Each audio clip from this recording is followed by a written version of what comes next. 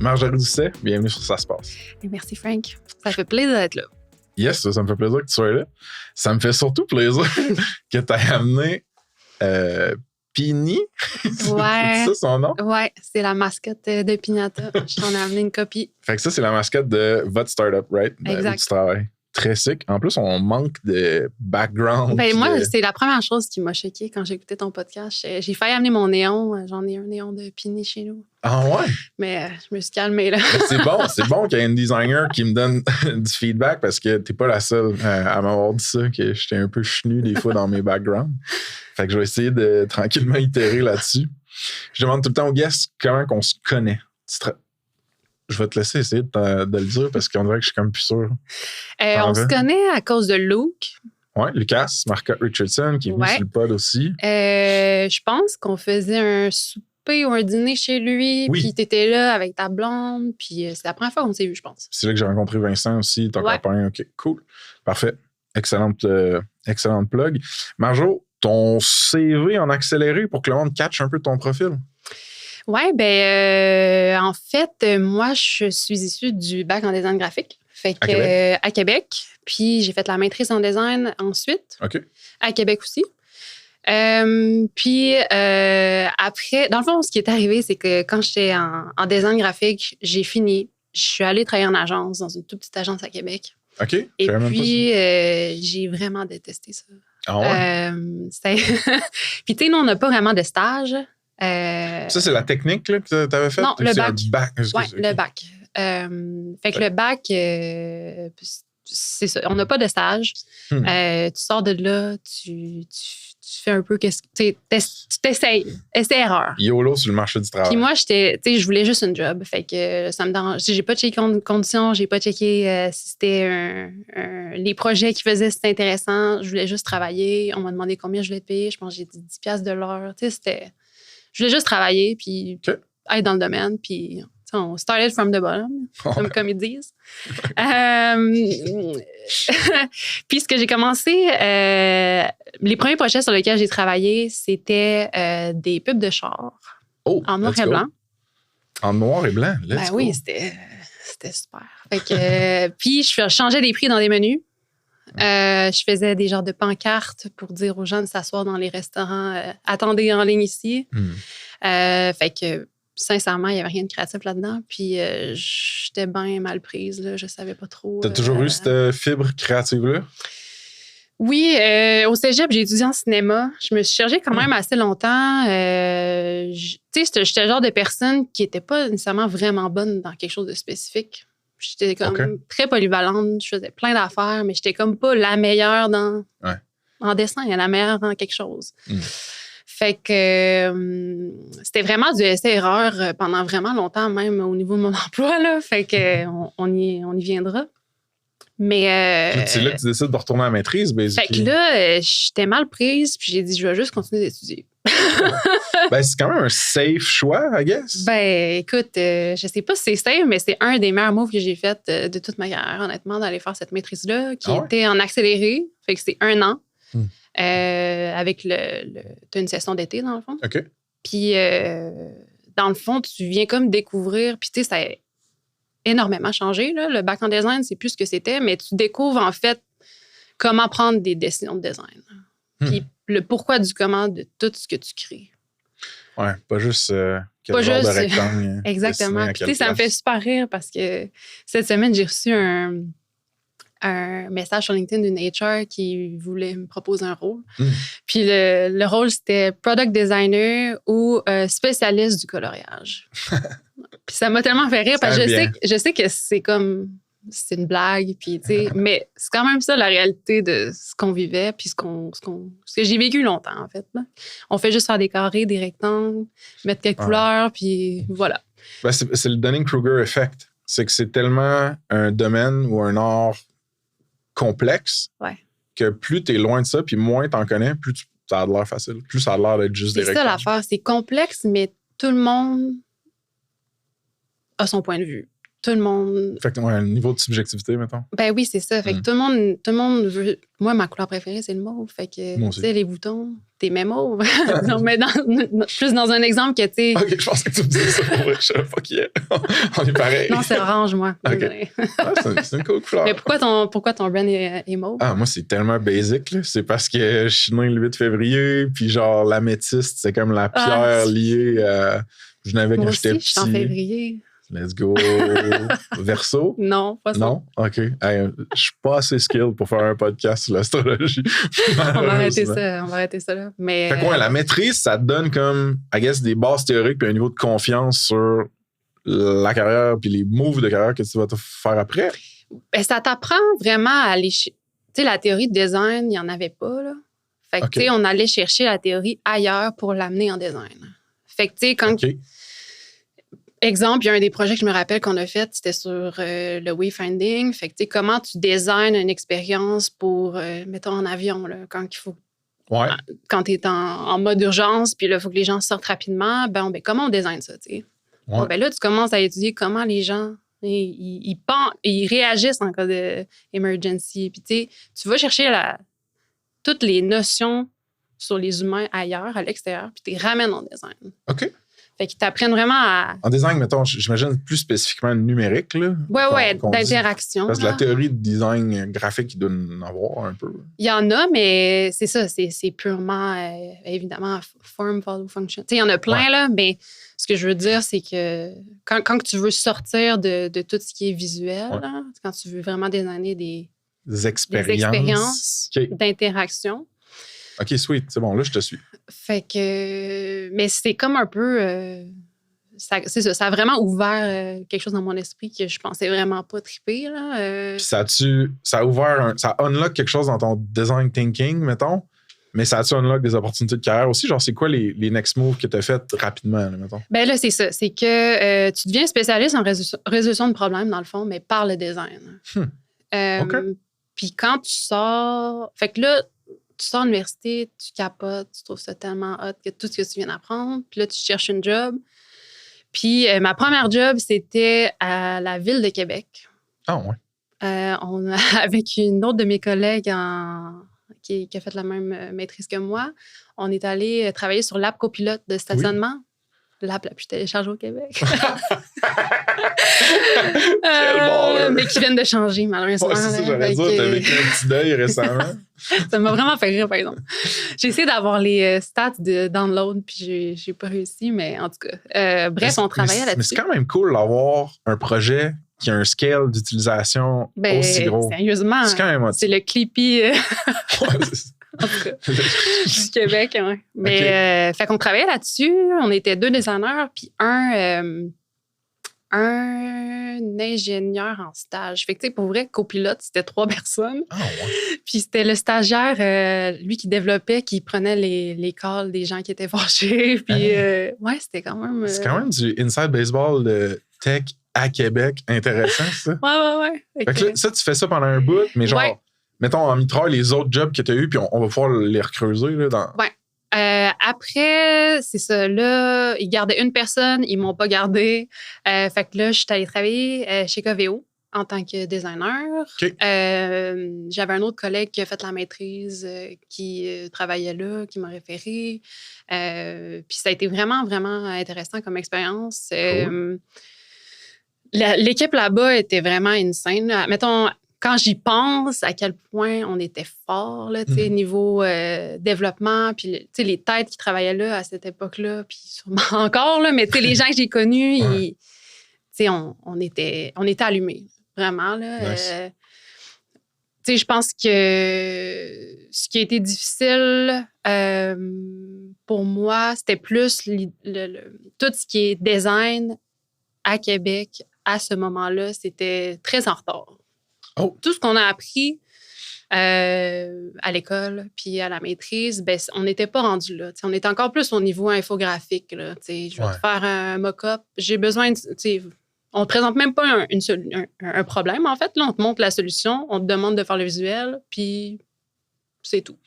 C'est fucked up, Marge, hein, parce que en dev, ça a souvent été l'inverse. Où est-ce que le marché était bien en avance sur ce que les gars et les filles apprenaient à l'école. Ouais.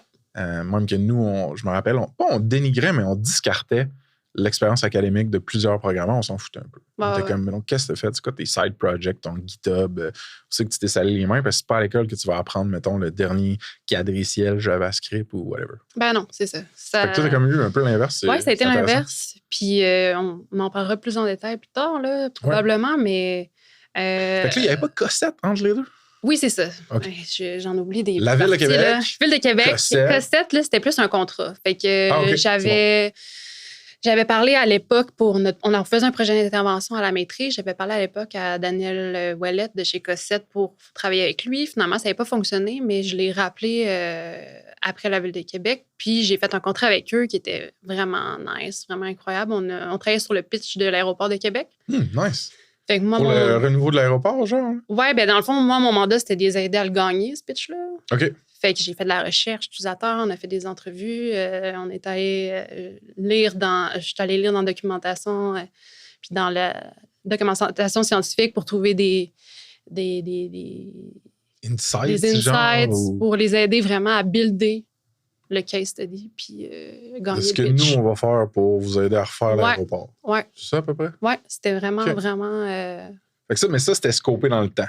C'était un mandat, mettons, puis là, c'est après que tu as passé à Coveo. Exactement. OK. Fait que tu fais combien de temps chez Coveo? Peut-être 3 ans, à peu près. Sweet. Après? Après, je suis passée chez LogMeIn, qui est maintenant GoTo. Oui. Ils venaient de faire le gros bureau. Je suis passée chez Sigmund.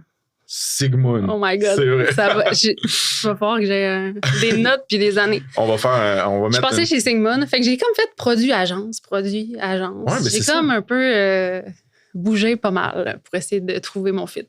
Exact. Puis fait là, que Sigmund, 1 an. Après GoTo, je suis restée peut-être 2 ans. 2 ans et demi là-bas.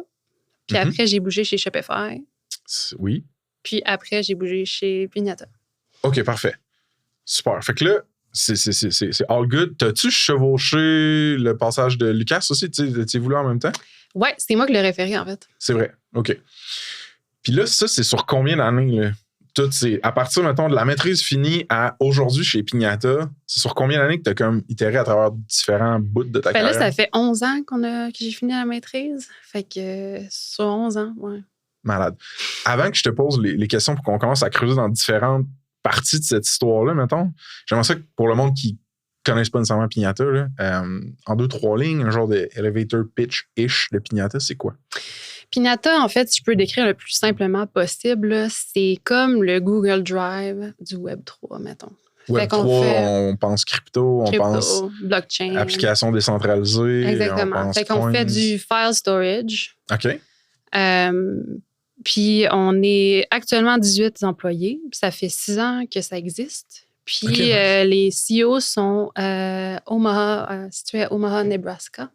OK. Fait que les co-founders? Ouais. OK.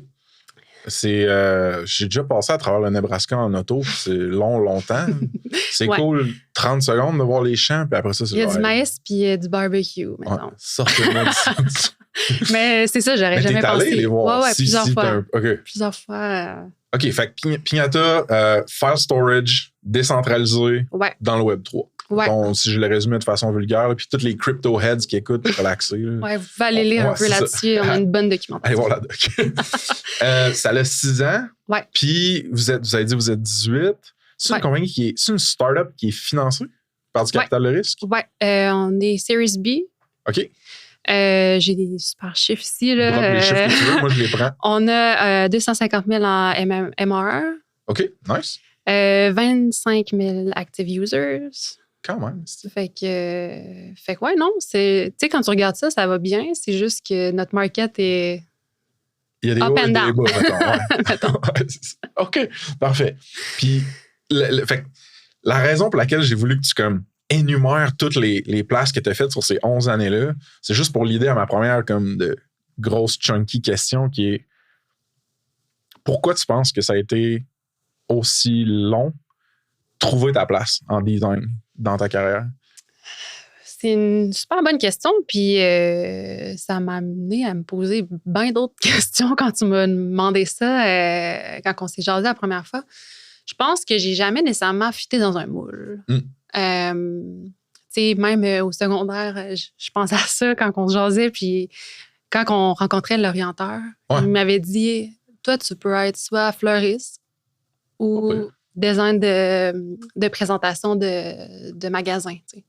Ah, genre le facing de magasin, mettons? OK. Fait que, tu sais, j'étais clairement très artistique, puis j'étais vraiment, vraiment mauvaise en maths. Fait que c'était pas mal ça, les options. Puis dans le temps, on s'entend, il n'y avait pas de... Tu sais, l'UX n'existait pas.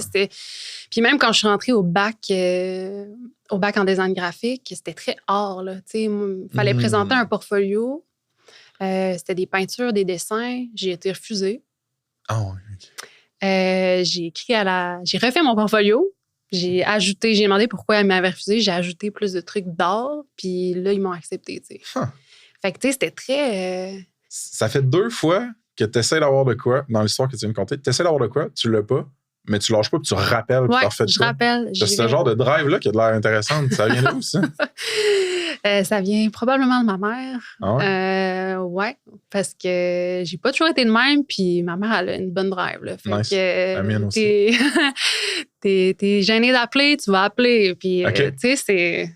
Fait qu'encore aujourd'hui... Je trouve ça malade. Ouais. Je trouve ça malade parce que j'ai l'impression que tu as entraîné le muscle de faire face à l'adversité ou à certains challenges que... faut le dire, ça, que genre, mec, tu commences ta carrière, que ce soit en design, en marketing, en dev, peu importe, je m'en fous. Ça se peut que ça soit pas genre le fit day one. Puis moi, j'ai été méga lucky d'avoir un gros fit day one, mettons presque day one chez Snipcart. Mais tu sais, je vois plein de monde justement qui terre à travers différentes expériences avant de trouver leur sweet spot. Oui, puis c'est pas toujours facile. Puis ce qui est drôle, c'est que dans ton podcast, tu parles souvent de chance. Puis moi, ça me trigger bien gros parce que... Ça me trigger? Parce que je pense pas que c'est de la chance. OK. Je pense que tu fais ta chance, tu sais. OK. Puis je pense que quelqu'un qui travaille fort, sans cesse, ben à un moment donné, ça va fonctionner. Puis c'est pas de la chance, tu sais. Ben, tu fais ta chance, je pense. OK. Écoute, je suis pas d'accord. Je suis pas d'accord. Il y a des trucs qui sont de la chance, pour vrai. Gagner à l'auto. Talent, timing, préparation. Quand ces choses-là s'alignent, on va appeler ça chance, mettons. Mais je suis d'accord avec toi que, mettons, moi, les éléments de chance que je mentionne souvent par rapport à mon parcours plus récent, c'est con, mais la COVID. C'était comme, ça a fait exploser le e-commerce puis les startup tech. Le cycle macroéconomique dans lequel le financement puis l'argent coûtait rien, puis il y a des millions qui partaient des VC, qui allaient dans des grosses startups puis scale-up, qui voulaient scale avec l'acquisition. Fait que beaucoup d'accès au capital. Explosion de mon industrie, mon produit, comme je disais. Puis le troisième... Ah oui, la compagnie qui a voulu nous acheter, là, qui nous a acheté, en fait, là, eux, là, ils venaient de closer une série D de financement, puis ça faisait, mettons, les choses que je peux dire ou pas par rapport à mon NDA. Mettons qu'ils étaient très prêts à acheter puis acquérir une compagnie de façon sérieuse. Je vais dire ça comme ça. Fait que ça, ces trois éléments-là, pour moi, c'est de la chance. Moi, François Lantier-Nadeau, rien eu à voir avec ça. Les gars de Snip, les filles de Snip, peu importe. Non. Par contre, si on n'avait pas fait toute la grind pendant ces 8,5 années-là, de faire un bon produit, de le marketer comme il faut, qu'il soit découvrable sur Google big time, tu sais, le CTO, il nous a trouvé sur Google. Wow. En cherchant genre Headless e-commerce, puis c'était le dernier blog que j'avais écrit. J'aime tout le temps ça, leur plugger. Mais ça, là, on dirait que là, ça me fait plus pencher vers ce que tu viens de dire. De genre, ben, tu sais, on a fait ce qu'il fallait pour que quand la chance passe, on puisse la pogner. Puis vous l'avez pris, tu sais. Oui, aussi. On a pris la décision de actually. Ouais. Mais c'est correct. On fera un podcast juste là-dessus. Oui, absolument. Fait que ce qu'on était en train de dire, basically, c'est que c'était à travers différentes étapes, différentes compagnies carrément que tu as dû cruncher pour avoir le feeling de trouver ta place. Ouais. Puis tu me disais un peu, c'est quoi tu étais en train de me dire? J'ai pas été accepté au départ au bac, mais là, j'ai comme relancé, c'était un petit peu plus artsy, puis je l'ai eu. C'est quoi le feeling de pas fitter dans le moule, mettons? Tu l'as-tu ressenti dans les autres compagnies? Y avait-tu un moule qui était là ou c'était trop early? Ou comme c'était quoi les unfit de ces autres compagnies-là? On dirait qu'à un moment, je me disais... de un, je me suis jamais remis en question, là, ce qui est comme Genre, c'est pas moi le problème, tu veux dire? Oui, mais dans le sens qu'on dirait que j'avais une certaine confiance sur ce que je faisais puis que je valais. Oui, c'est bon, mais c'est comme tu découvres que t'es de même à un moment donné, là. C'est comme... c'est un peu acquis, puis c'est ça. Je me suis rendu compte que c'est pas tout le monde qui était comme ça. Puis comme... J'avais ce genre de théorie que ça prenait 3 choses dans un job pour être pleinement content, là. Les projets sur lesquels tu travailles, il faut que tu aimes ça. 100%. L'équipe avec qui tu travailles, il faut que tu aimes ça. Puis tes conditions de salaire. Tes conditions salariales. Puis à un moment, j'étais comme, c'était impossible d'avoir les 3. T'avais arrêté de croire à ça. Ouais, j'étais comme, tu sais, je pense que c'est possible d'en avoir 2 sur 3. Comme le triangle de le client qui veut un budget bas, de la qualité haute, puis un temps d'exécution bas, puis c'est genre choose two, là. Je pense que c'est ça la ref. Ouais, fait que c'était comme un peu ma genre de référence. OK. Ouais. Pour être sûr que j'essaie de... Le point que j'essaie de faire sortir, ou l'histoire que j'essaie d'extraire en ce moment, pour être sûr qu'elle reste pas high level puis verbose comme je suis en train de faire, je pense qu'on va descendre carrément dans les expériences que tu as eues dans les compagnies. Puis la question que je vais freestyler ici, c'est y a-tu des fails ou des wins que toi t'as eu? Mettons, on prend Cossette, Coveo, GoTo, Shopify ou juste Coveo, GoTo, Shopify, mettons. Prenons les 3 qui sont plus SaaS, là, vu que c'est SaaS passe. OK? Fait que Coveo, GoTo, Shopify, y a-tu des fails que toi t'as fait, des wins que toi t'as fait? Et même question pour la compagnie. As-tu l'impression que la compagnie a eu un fail ou on fait des fails puis on fait des wins aussi? Fait qu'on peut commencer par Coveo, I guess. Fait que des wins, je pense que chez Coveo, j'ai vraiment appris beaucoup parce que je sortais de l'université. J'avais une genre de drive de changer le monde un peu. Fait que t'arrives là-bas, tu dis, bon, il n'y a rien en place. Côté design. On y va. Genre, on essaie de... Tu sais, d'un, quand tu rentres, le design, c'est sous marketing. Ah ouais? Fait que t'es même pas dans le produit. OK, ça, c'est weird. J'aurais pas pensé. Je sais pas si c'est encore le même. Faudrait que je check. Non, c'est plus comme ça du tout. Là. C'est quand moi, je suis rentrée. Fait que là, déjà, t'es pas du tout inclus dans rien. Là. Je me rappelle, je me fais pigner. Hey, t'es-tu dispo pour un projet? Puis je me fais dire, voici ce qu'on a besoin, fais le design. Dans le fond, t'es infographiste encore une fois. Là, ça revient à ce que tu disais que le marché tech n'avait pas catch-up au départ avec les process un peu plus. Non, vraiment pas. Mais il y en a quelques-uns qui comprenaient. Je me rappelle avoir été très souvent dans le bureau à Robert Cloutier. Lui, il était directeur produit dans ce temps-là. Okay, puis on bounçait, puis j'ai expliqué design système. Puis j'ai expliqué voici pourquoi. J'ai tellement de présentations sur comme voici l'équipe, comment elle est en ce moment. Voici pourquoi ça devrait être comme ça. Tu faisais ça, toi? Ouais. Alors que tu n'étais pas obligé de faire ça. Non, mais c'est la seule manière. Design, pour avoir un impact, design doit être assis à la table des gens qui décident. Absolument. Puis on n'était pas là partout. Mais ce que j'aime, c'est que, tu sais, Georges disait de quoi chez Spectrum, disait t'as pas le droit de chialer si c'était pas une solution. Puis c'est ça un peu que je détecte, c'est que genre, le design n'était pas architecturé de la manière que tu aurais voulu qu'il soit architecturé dans les opérations, dans les équipes. Mais au lieu de juste chialer, puncher out après 6 mois, t'essayais somehow de faire de la vente interne, d'éduquer à l'interne ou quoi que ce soit. Ça, je trouve ça fucking nice. Fait que c'était plus de la politique que du design pendant très longtemps. Ouais. Which, c'est sûr que ça stimule pas ta fibre artistique, créative, designer. Non, mais tu sais, quand ça fonctionne, c'est vraiment... T'es content. C'est gratifiant. Je veux dire, le premier design system qu'on a buildé avec Will Fortin, Vapor, de toutes nos... Tu sais, je veux dire, je m'en rappelle, là, c'était hot. Fait que ça, c'est un win, clairement. Ça, c'est un win. Ouais, c'est un win. C'est un win aussi d'avoir été capable de positionner le designer dans des meilleures conditions de salaire aussi, tu sais, quand on commençait, je pense qu'on était vraiment sous-payé, puis selon par rapport aussi à l'éducation qu'on avait, puis à l'apport qu'on peut amener aussi. Tu sais, le design, c'est pas simplement des boutons puis colorier. Fait que d'être capable de dire, bon, ben voici pourquoi on vaut plus, puis le prochain designer, ben il y a des meilleures conditions quand on l'engage. Tu sais, fait que d'être le genre de représentant des designers, tu sais. Ouais. D'aller au bat. Ouais. Fait que... As-tu l'impression d'avoir eu un fail chez Coveo? Je pense que j'étais un peu naïve de penser que tous ces efforts-là allaient... Tu sais, dans le sens que j'étais trop petite là, pour pouvoir faire tous ces gros changements-là. Là. Ah, OK. Tu parles au sein de l'organisation? Ouais. Tu sais, je me suis brûlée pas mal. OK, je comprends. À aller all-in, à aller au bat. Ouais. Puis, tu sais, c'est ce qui a fait que j'ai quitté à un moment donné. Tu sais, j'avais le goût de designer, là. Tu sais, c'est comme, bon, ben, on n'est pas rendu là, puis j'ai plus de jus. Fait que... je comprends. On va voir ailleurs ce qui se passe. Puis c'est peut-être juste pas pour moi aussi, tu sais.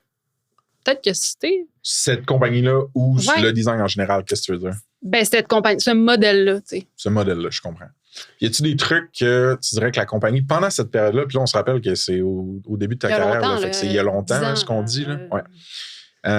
Pour pas que mes partners de RH chez Coveo m'appellent, disent Frank. C'est pas vrai, je vous aime les filles. Fait que, t'as-tu l'impression qu'à cette époque-là, il y avait des trucs que Coveo nailait ou que c'était clairement des wins de la compagnie, mettons? Ben, c'est sûr que oui, là, pour vrai, l'ambiance, l'environnement, les gens. Le monde était talentueux? Ah, vraiment, vraiment. Puis, tu sais, c'était intéressant aussi, le produit. Tu sais, c'était le search, on s'entend, il y a longtemps, là, on parle, tu sais, c'était quand même assez récent. Puis, de travailler sur des gros projets. Tu sais, je me rappelle, j'ai réussi à m'amener à aller faire des entrevues chez BlackBerry, faire des entrevues utilisateurs. Tu sais, il y a des trucs je veux dire, c'est fou ce qu'on a pu faire aussi. Puis c'est à Québec, là, je veux dire. C'est une belle fierté, je trouve. Oui, vraiment. Fait que, j'ai l'impression que le fail de la compagnie à cette époque-là, dans ce moment-là, c'est plus peut-être ce manque d'éducation ou de reconnaissance-là du côté du design à cette époque-là, comme on a dit. Ben, il n'y a pas beaucoup de gens, tu sais, comme c'est pour ça que les titres, là, designer, tu sais, on résout des problèmes par le design. C'est vraiment quand un product owner vient me voir et il dit Marge, il faut qu'on improve telle affaire, ça, c'est pas assez discoverable. Tu sais, il y a une différence entre présenter le problème comme ça ou en disant voici tout ce qu'on a fait. C'est pas des sous-traitants d'interface. Tu sais, j'avais l'impression, puis c'est dans toutes les compagnies que j'ai faites, il y a bien souvent que c'est comme s'ils pouvaient le faire eux-mêmes, ils l'auraient fait, tu sais. Ouais. C'est comme, on sait pas comment Sketch ou Figma fonctionne, fait que... Ouais. Fait que ça te fait filer plus comme opérateur qu'actual stratège. C'est pas intéressant, là. Je veux dire, ben, en tout cas, moi... Pour toi. Pour moi, là, c'est... ça m'amène pas le... OK. C'est malade.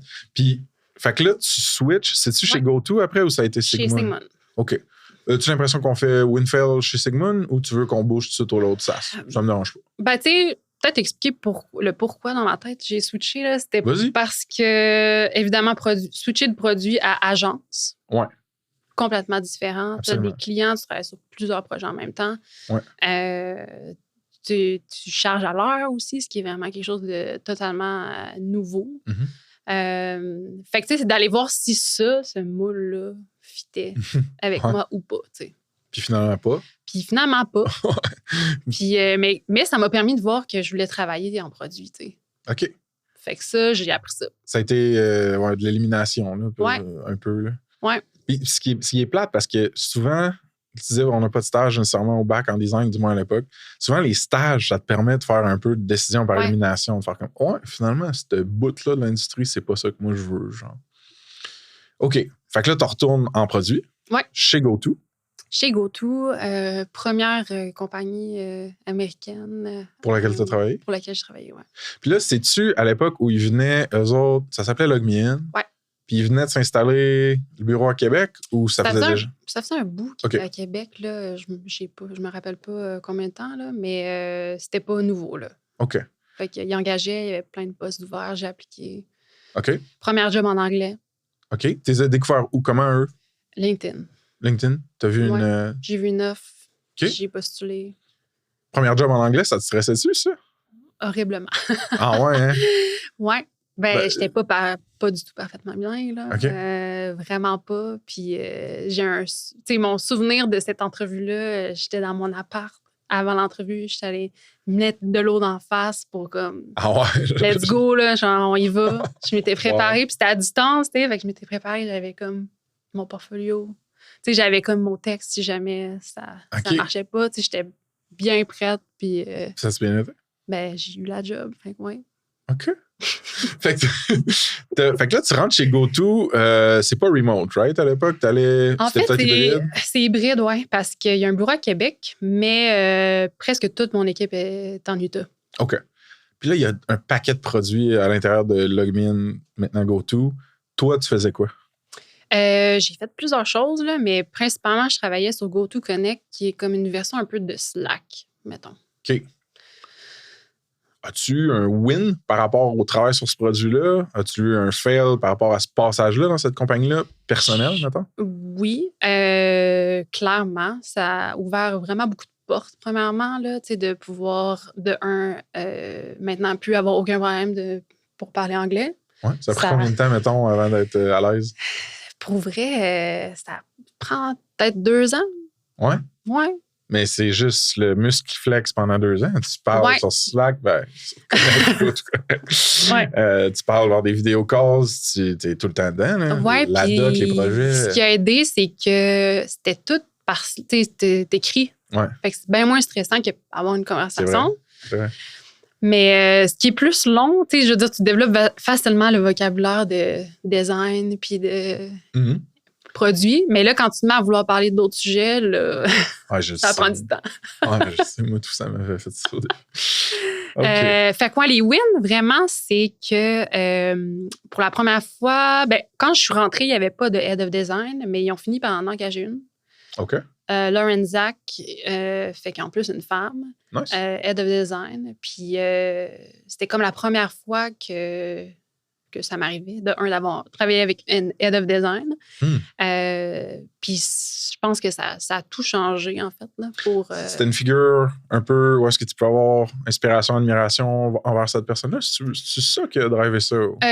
Oui, mais aussi de ne plus avoir l'impression que tu as besoin d'être la personne qui se bat. Ah, je comprends. D'avoir une championne du design dans la compagnie, avec l'expérience, avec une voix qui se fait entendre, avec tout. Exact. Puis elle est assise avec les gens qui prennent des décisions. Fait que veux pas. Tu te trouves vraiment à pouvoir revenir au design, revenir à faire des projets, plus avoir à être la personne qui se bat, là, vraiment. Ouais, pas être juste une ambassadrice, mais une actual designer. Ambassadreuse? Whatever. OK. Y a-tu une affaire que tu as l'impression que tu as échappé à la balle chez GoTo? Je pense que c'est une bonne question. Je pense qu'on échappe toute la balle à un moment ou à un autre. Là. Absolument. Mais s'il n'y en a pas qui te pop dans le top de ta tête, on peut move on, il n'y a pas de stress. OK, ben... Move on. Bougeons sur en 6 bois. Tu sais, pour le monde qui écoute en ce moment et qui se disent pourquoi Frank n'arrête pas d'y demander à propos de ses fails et ses erreurs? Sachez que en préparation à cet appel-là, on s'est parlé. Puis une des choses qui est importante pour toi que tu me dis, c'est hey, c'est important de dire quand on se plante, c'est important de dire que c'est tough, puis de pas juste faire. C'est pas toi qui as dit ces mots-là, mais moi, je l'ai dit depuis qu'on s'est parlé. Une genre de parade des victoires, là, l'histoire revisitée, là, toute refignolée. Puis c'est messy, ça peut être tough. Puis tu m'as dit, moi, j'ai le goût de pouvoir aborder ces côtés-là aussi. Fait. Oui, non, effectivement, parce que c'est facile de... Tu sais, quand tu regardes mon parcours, t'es comme, hey, c'est bien nice, c'est... Ouais, si tu fais juste scroller sur LinkedIn, t'es resté plus que 2 ans à moitié de grosse compagnie. T'as des beaux titres qui augmentent en seniorité, puis comme ça a l'air all good. Oui, mais c'est ça, c'est comme ça vient avec du bagage, du travail, des questionnements. Tu sais, c'est normal, je pense. Ouais. Qu'est-ce qui fait que tu move on de chez GoTo? Je move on de chez GoTo parce que moi aussi, j'ai été chanceuse que la COVID se pointe parce que Shopify n'engageait pas à Québec. Ils ont fait leur grosse annonce de fou quand c'était le COVID qui engageait, je pense, 2000, je sais plus combien de personnes. Oui, exact. Puis j'ai postulé parce que les conditions étaient meilleures. OK. Fait que je sentais que j'avais fait mon bout de chemin chez GoTo. Puis c'était un autre beau défi que je trouvais. Il y avait 3 pôles qui étaient importants pour toi d'être genre accompli dans ta job. Tu disais la nature des projets puis des défis, la nature des collègues, des équipes, puis aussi les conditions de travail, la rémunération, la compensation. Chez GoTo, avais-tu les 2 premiers? Ouais. Quand même, ouais? Ouais. OK. Fait que là, la motivation à faire le switch chez Shopify, c'était plus, garde, avec la valeur que j'ai sur le market à ça, je pense que je suis capable d'aller chercher plus. Puis... Ouais, puis ce qui est souvent décevant, je trouve, c'est que l'enveloppe de rétention est moindre que l'enveloppe de hiring. Hein, c'est bien dit, ça. Explique au monde ce que tu veux dire. Parce que je veux dire, c'est que, tu sais, évidemment, on se parle, là, quand tu es entre collègues, tu es comme, bon, toi, tu gagnes combien? C'est quoi tes conditions? Tu sais, je veux dire, les gens, ça se jase, là. Puis tu te rends compte qu'un nouvel employé, ben, il a été engagé. Puis toi, ça fait longtemps que tu es là, puis il gagne plus cher que toi. Fait que, tu sais, ça, t'es comme, ben voyons, ça n'a pas de bon sens, tu sais. Fait que... Mais comment tu gères ça? Ça crée certaines frictions, c'est sûr. Ben, c'est sûr. Ben, toi, tu peux-tu aller voir ta manager puis dire genre, yo, heard through the grapevine que le petit Timmy fait plus que moi? Ben, c'est What ça. the fuck? Ben, c'est ça. Tu fais ça, t'essayes. Tu sais, c'est... Ça dépend jusqu'à où tu veux aller. Ben genre. oui, tu sais, puis quand tu trouves que t'as fait le tour, tu postules ailleurs. Considères-tu que tu avais essayé, par exemple, toi? Ah ouais. Ouais. Je suis du genre à... Ouais. As-tu l'impression, puis dis-moi si je suis à côté de la plaque, de la track, as-tu l'impression que d'évoluer proche d'autres programmeurs, puis je vais même aller jusqu'à dire, entre autres, des gars qui, eux, étaient peut-être plus agressifs ou demandants sur leur salaire, leurs conditions, leur promotion. As-tu l'impression que ça t'a influencé à faire plus ça, toi aussi? Parce que je connais ton cercle un peu autour, c'est pour ça que je me permets de dire ça. Je pense que oui. Je pense aussi que l'injustice, c'est quelque chose qui me trigger pas mal. Tu travailles avec tous ces gens-là, chaque jour, tu builds les mêmes projets. Tu es comme, pourquoi cette personne-là vaut plus que moi? Ouais. Pourquoi, à un moment donné, tu découvres, cette personne-là a des stock options, puis moi, j'en ai pas. Tu sais, je trouve ça fou. Puis même aujourd'hui, c'est comme, si ton employé fait de la bonne job et tu veux le garder, un petit bonus, là, même si c'est pas l'évaluation. Tu sais, une petite tape, là. Ouais. Ça serait cool, puis que ça vienne de l'employeur. Pour l'iniquité ou l'inégalité, je le prends et je le parque parce que je veux qu'on lui donne le love à ce sujet-là qu'il mérite. Mais là, je veux finir la tirade un peu le thread des win-fails sur les compagnies. Fait que là, tu bouges chez Shopify. Ouais. T'es accepté. Ouais. Puis là, je veux dire, tu sais, moi, mettons, mon réflexe, ça a été de dire genre, wow, shit, Marge, congrats, genre, Shopify, une coqueluche canadienne, mondiale, Toby, Harley, des grosses figures hot, puis tout. Puis moi, je veux dire, moi, j'ai vendu Snipcart contre Shopify à du monde pendant 8 ans et demi. Vers la fin, j'étais comme, man, sérieux, là, genre, c'est pas facile, là, genre. Puis, anyway, fait que je trouve ça malade ce qu'ils ont fait de Shopify. Fait que cette espèce de honeymoon-là, ou de vraiment d'émerveillement-là, tu rentres, tu te fais onboarder, ça reste-tu pendant genre 6 mois, 12 mois, ou comme pour toi, ça n'a pas été ça?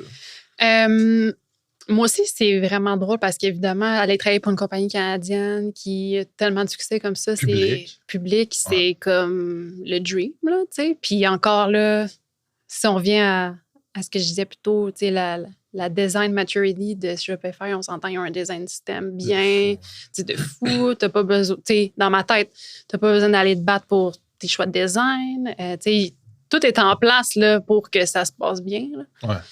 Ouais. Puis quand j'ai été engagée, ils m'ont mis... De un, ils ne disent pas dans quelle équipe tu vas tomber. Ils te le disent juste, quoi, genre, la veille?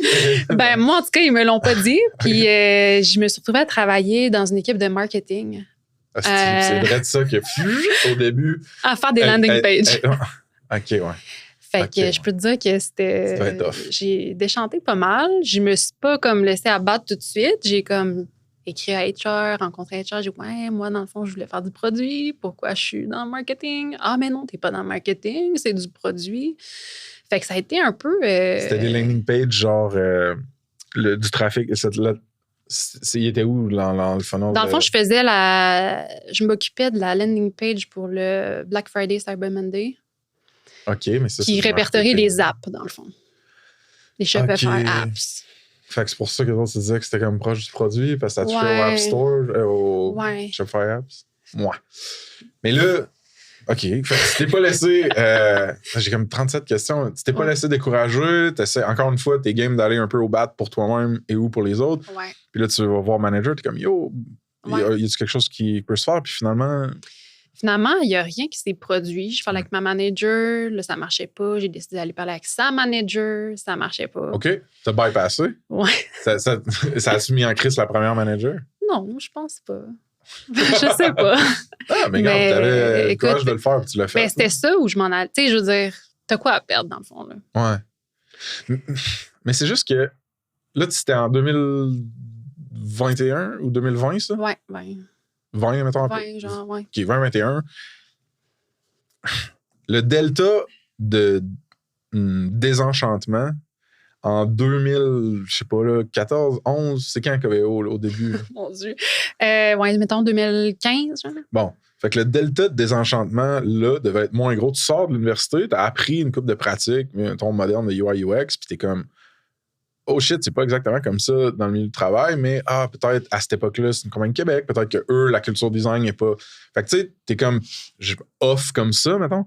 Mais là, quand t'arrives chez Shopify, puis que tu veux pas être sous l'ombrelle marketing, etc., puis que tu as des attentes de culture de design vraiment de malade, mais que t'es pas mis dans cet environnement-là, ben là, le delta il est gros. de désenchantement est... Ouais. Puis ce qui était drôle, c'est que j'avais plein d'amis qui travaillaient chez Shopify aussi, tu sais, Luke, Zara, il y a plein d'autres mondes que je connais qui travaillaient là, puis eux étaient tous dans des équipes différentes, puis eux, ça se passait bien, là. Ouais, parce que Luke, il est encore là. Ben oui, il est dans le produit, puis...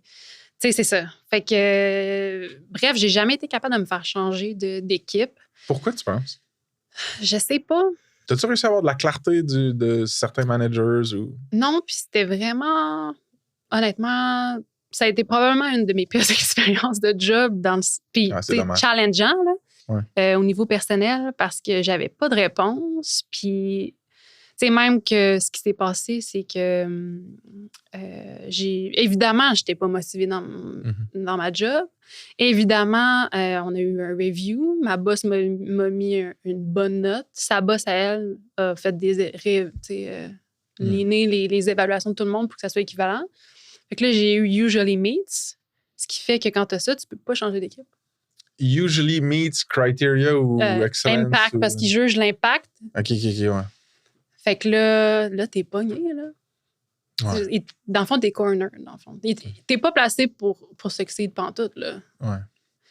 Fait qu'il aurait fallu que tu te craignes une autre, je sais pas, 2 trimestres ou une autre année de genre, hey, même si j'ai pas envie de faire ça, je me le crains à mort pour aller avoir la possibilité de peut-être là, être changé. Ouais. Là, tu devais être rendu comme fuck off. Genre. Ouais, ben là, c'est que la santé mentale embarque à un moment donné. Là. OK. C'est quoi la santé mentale? Je suis pas... Non. C'était pas un mythe, ça? Ben, tu sais, après, je suis partie en arrêt de travail. Ouais. Parce que j'étais... Dead. Ça à un moment donné, ça paraît pas, mais tu te bats, tu changes de job, tu te bats, tu changes de job. À un moment donné, t'es comme, là, je peux juste designer. Tu sais, dans le sens que... c'est ça.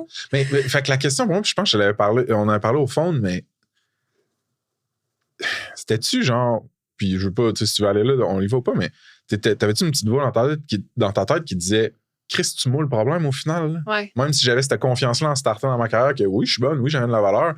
Mais là, si dans la business la plus cool que tu pensais pouvoir avoir un poste, ça marche encore pas, tu t'en mettais-tu toi en question ou t'es pas sombré dans ce côté-là, genre?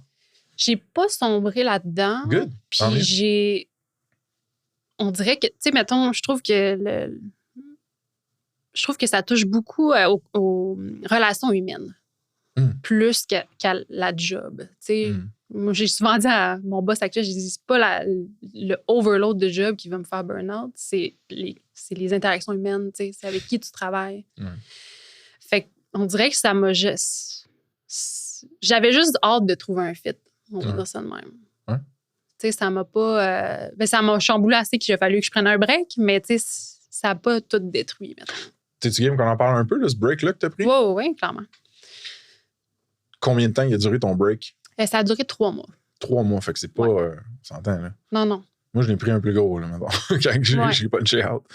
Pendant ces 3 mois-là, y a-tu quelque chose de spécifique que tu t'es dit que tu allais faire pour recharger les batteries ou figure out la prochaine step? Oui. La première affaire que j'ai faite, ben d'un, c'est consulter. Là. Je consultais déjà, mais Solide, ouais. je pense que tout le monde devrait consulter. Ouais. Sincèrement, là, c'est super bénéfique pour peu importe ce que tu vis dans ta vie, là, même si ça va super bien. Je pense que ça t'aide à voir clair sur où tu vas aller, puis qui tu vas être comme humain, puis continuer d'évoluer. Ouais, 100%. Puis évidemment, j'ai pris 2 minutes pour me calm down de tout ce qui s'était passé. Puis après, j'ai commencé à me poser des questions sur qu'est-ce que j'avais goût ça soit mon prochain move pour vrai. OK. Puis j'ai appliqué à juste des places qui fitaient avec ça. OK. Puis t'avais-tu tracé des lignes que tu peux partager ou des directions, genre? Je suis vraiment allée par c'est quoi mes intérêts, dans le fond, tu sais. OK.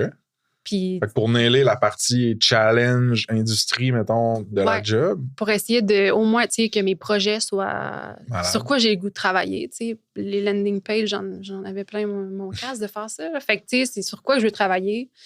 Puis après ça, bien évidemment, j'avais des questions très précises sur l'équipe puis sur comment ça se passait pour essayer que ça soit un environnement qui n'était pas toxique. Puis j'ai essayé d'y aller au feeling plus que... Tu sais, d'habitude, c'était plus des moves... ça va être... Il faut avoir plus de meilleures conditions de salaire ou... Tu sais, c'était peu sur... OK, mais... Qu'est-ce que tu as le goût de faire? T'sais? Dirais-tu que tu as fait une forme de vérification diligente sur le côté, mettons, culture, people de la compagnie où tu appliquais? Oui, mais ça, c'était plus en entrevue. Oui, exact. Ouais. OK, fait que pas pendant ce break-là, mais quand tu étais rendu à passer cette entrevue. Ben, pendant le break, je me suis... Évidemment, là, je pense que tu te forges des questions, là, de... Bon, ça, c'est des trucs que j'accepte, ça, c'est des trucs que j'accepte pas, puis... Tu les as soumis sur papier? Ouais. Ouais, nice. Ah, ouais. Ou genre, j'aimerais ça savoir dans quelle équipe je vais travailler. Tu sais, tous des trucs que tu as appris, là, que ça marcherait pas, que ça serait bien que tu saches.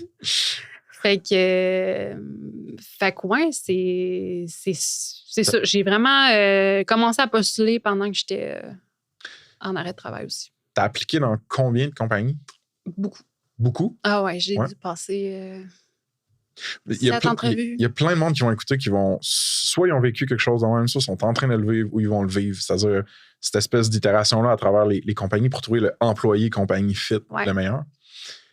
Comment tu faisais pour les trouver, ces compagnies-là? Tu gossais-tu sur LinkedIn, AngelList, Crunchbase, Twitter? Tout ce qui existe, honnêtement. Là. Puis, tu sais, j'ai trouvé Pignata parce que Will Fortin? Will Fortin, il avait travaillé avec quelqu'un un angel qui fonde des... Greylock, ça s'appelle. Mm-hmm. Puis il était listé dans leur job offer, cette compagnie-là. Parce que c'est un fonds d'investissement qui investissait dans les startups, puis il listait toutes les startups, puis toi, t'as dit, il y a ça là-dedans. Oui. Puis moi, bien évidemment, pendant la pandémie, j'étais full Web3. Je me suis commencé à lire là-dessus pour le plaisir, tu sais. Dans le temps, parce que je suis grande fan de basket, puis ils ont lancé les Top Shop Cards. Puis t'es une grande fan de basket, je savais même pas ça, c'est hot. Fait que, tu sais, je pense que ça aussi, on en reparlera peut-être, là, le sport, je pense que ça, le mindset d'équipe, ça vient de là, tu sais. Ouais. Fait que moi, tu sais, je faisais ça pour le plaisir. Fait que je me suis dit, bon, mais ça, c'est un sujet qui m'intéresse. La crypto, ça m'intéresse. Le wellness, tu sais, j'ai comme fait un genre de checker mes intérêts, puis j'ai appliqué dans des jobs qui avaient ces intérêts-là. Très cool. Fait que, puis c'est pas de tout. Combien de temps ça a pris? Excuse-moi. Combien de temps ça a pris? Avant que tu décroches Pignata, mettons, ou le processus de identifier mes intérêts, le type de compagnie que je veux, identifier une couple de compagnies, appliquer à plusieurs compagnies. Ça a pris du temps, je sais pas, 4 mois. OK. Gardais-tu le moral pendant ce temps-là? C'était-tu décourageant pour toi? C'est sûr que c'est décourageant parce que le processus est long, là. Je veux dire, je sais pas comment ça fonctionne nécessairement pour les ingénieurs, mais design, t'as quoi?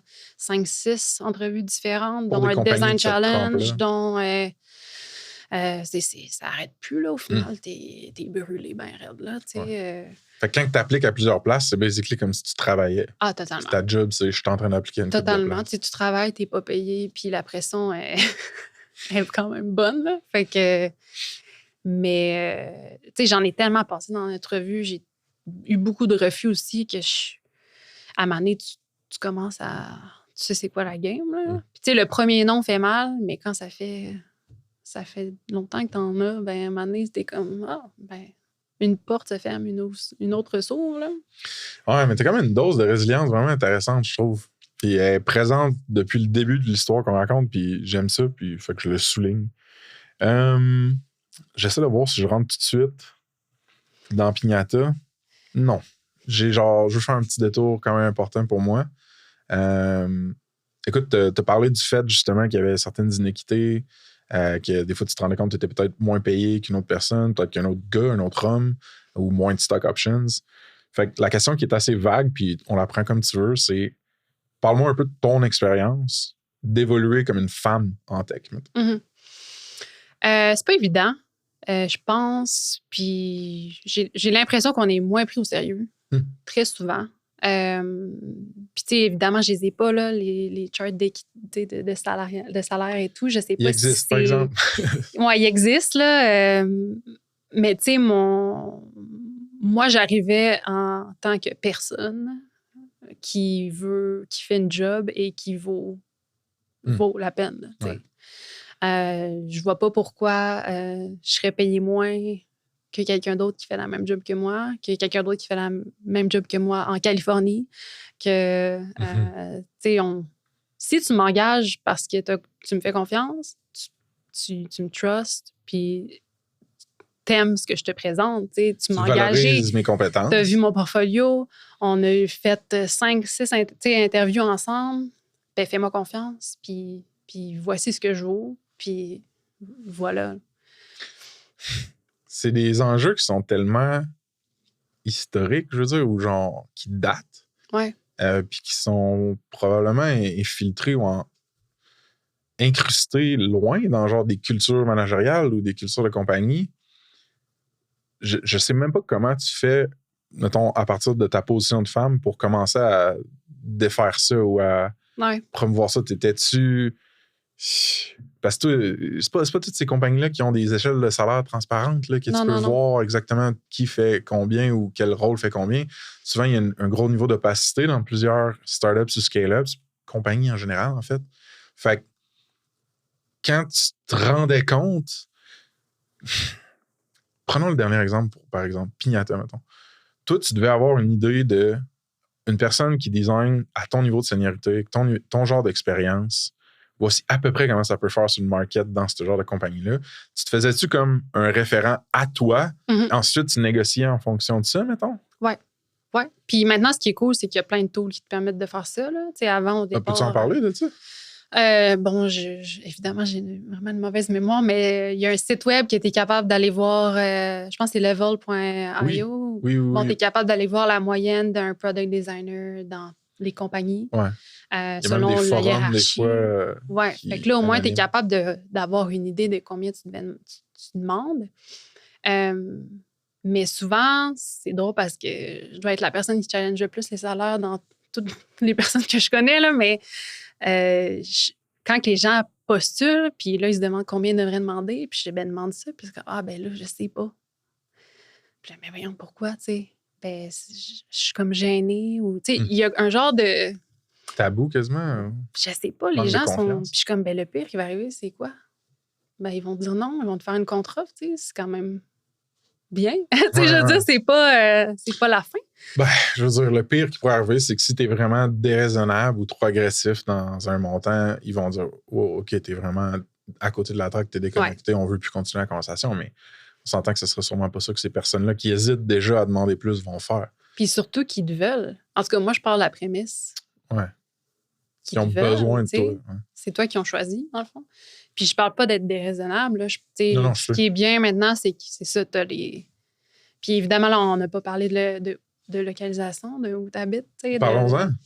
Mais ça aussi, je trouve que c'est un peu unfair de dire qu'à Québec, on devrait gagner moins parce qu'on vit à Québec, t'sais. Ouais, versus une ville aux États-Unis ou même Toronto. Ben ouais, je veux dire, on fait la même job, on a évidemment le coût là, de la vie fair, mais je veux dire, je vois pas pourquoi je vaux moins qu'une autre personne qui est ailleurs. Là. Est-ce que ça t'est arrivé d'avoir une compensation qui était en effet affecté par la géographie, la localisation, puis de tenter de dire, OK, ben moi, j'aimerais ça que ça soit pas calculé, genre? Ça m'est jamais arrivé. Mais ça se... Mais oui, ça, ben, j'en vois plein. Ouais. Tu sais, je pense que ce qui est intéressant pour les designers à Québec, tu sais, quand le remote est arrivé, ben là... Sky's the limit. Ben oui, parce que là, quand ça a commencé, ils ne jugeaient pas par où tu habitais, là. Tu sais, c'était... On a juste besoin de quelqu'un qui... Ben en fait, c'est ça, à la base, on a besoin de toi pour faire la job, tu sais. Ouais. Je sais pas. Je trouve que dans celui avec Guillaume, on en a parlé là, de l'arbitrage de la compensation en fonction de la géographie ou de la localisation. Puis ce que Guillaume a décidé de faire, lui, c'est vraiment de trouver un barème, mettons, de OK, dans cette région-là du monde, voici les salaires. Mm-hmm. Ou c'est même pas un barème, je pense que c'est genre un percentile de, mettons, tu pars de, je sais pas, la place où ça coûte vraiment des peanuts vivre, puis que les gens sont payés des peanuts à San Francisco, mettons. Puis lui, il dit, ben moi, ce qui est raisonnable pour ma compagnie, pour mes premières phases de croissance, c'est tel percentile. Fait que c'est ici. Puis avec ici, peu importe t'es où, moi, je me dis, mon échelle salariale est dans ce percentile-là. Puis c'est comme ça que j'engage, puis c'est fair pour tout le monde, peu importe t'es où. Puis ça, je trouvais que c'était... Ben ça, c'est un bel équilibre, je trouve. Exact, parce que c'est juste économiquement irréaliste pour une compagnie, si elle a des employés, par exemple à San Francisco, qu'elle paye le top salaire, de dire ben, tous mes employés partout dans le monde vont être payés. Genre, ils vont se bleed dry. Ouais. Fait que c'est de trouver un genre d'équilibre, mais l'affaire, c'est qu'il y a même de l'arbitrage entre genre, Québec et Montréal. Là, tu comprends? Genre. Ouais. On le voit, là. Ouais, exact. Puis, pour revenir au point de vue, justement, de la femme en tech, tu as dit quelque chose tantôt de des fois, on est moins prise au sérieux. Ouais. As-tu des exemples de ça ou peut-être des idées sur comment contrer ça? Ou... C'est une bonne question. Je pense que c'est une question de culture, malheureusement. Là. Culture de compagnie? Ouais, tu sais, c'est comme, je pourrais dire qu'en ce moment, à mon emploi, je ressens zéro ça, là. Tant mieux. Puis je pense que quand tu changes de job, ben, c'est à recommencer, tu sais. À un moment donné, je pense que tu gagnes cette confiance-là de tes pairs, probablement, difficilement. Puis là, éventuellement, ben, tu changes d'emploi, puis c'est à recommencer, tu sais. Quand c'est pas dans la culture, je parle, là. OK. Fait que c'est un double défi là, dans certaines places où tu atterris, j'imagine. Ouais. Parce que je vais contraster ça avec une expérience à moi, mettons. Chez Douda, il y avait des femmes dans la suite C, puis il y avait beaucoup de VP femmes aussi. Puis écoute, c'était des Israéliennes. Fait que est-ce que la culture joue aussi?